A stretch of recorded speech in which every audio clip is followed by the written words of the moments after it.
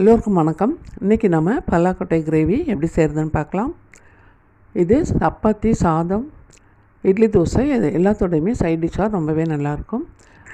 வெங்காயம், தக்காளி, பூண்டு கொஞ்சம் நம்ம பொடியாக நறுக்கி ரெடி பண்ணிக்குவோம். இதே போல் பல்லாக்கொட்டையும் தோல் உரித்து நான் ரெடி பண்ணி வச்சுருக்கேன்.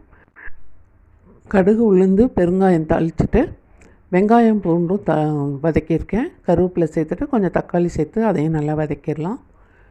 நம்ம ரெடி பண்ணி வச்ச பலாக்கொட்டையும் சேர்த்துட்டு மிளகாத்தூள், உப்பு இதுக்கு தேவையானது சேர்த்துருவோம். கொஞ்சம் தண்ணி சேர்த்து மீடியம் ஃப்ளேமில் மூடி போட்டு வேக வச்சுக்கலாம். நம்ம சேனலில் முட்டைகோஸ் குருமா வீடியோ லிங்க்கு டிஸ்கிரிப்ஷனில் இருக்குது, அதையும் பாருங்கள். பலாக்கொட்டை வேகிறதுக்குள்ளே தேங்காய் பேஸ்ட் ரெடி பண்ணிக்குவோம்.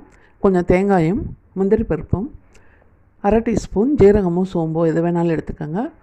இதை நம்ம விப்பர் மோடில் ஒரு சுற்றிட்டு அதுக்கப்புறம் கொஞ்சம் தண்ணி சேர்த்து நைஸாக அரைச்சி எடுத்துக்கலாம். நீங்கள் முந்திரி பருப்புக்கு பதிலாக பொட்டுக்கடலை கூட சேர்த்து அரைச்சிக்கலாம். இதை நம்ம அரைச்சதுக்கப்புறம் பலாக்கொட்டை வெந்துருச்சான்னு பார்த்துக்கோங்க. இது நல்லா வெந்ததும் தேங்காய் பேஸ்ட்டு சேர்த்துட்டு மிக்ஸி ஜார் கழுவி தண்ணி சேர்த்துக்கலாம். இதை நல்லா கொதிக்க விட்டுட்டு கொஞ்சம் கொத்தமல்லி மேலே தூவி நம்ம இதை இறக்கிடலாம். நீங்களும் செய்து பாருங்கள். தேங்க்யூ.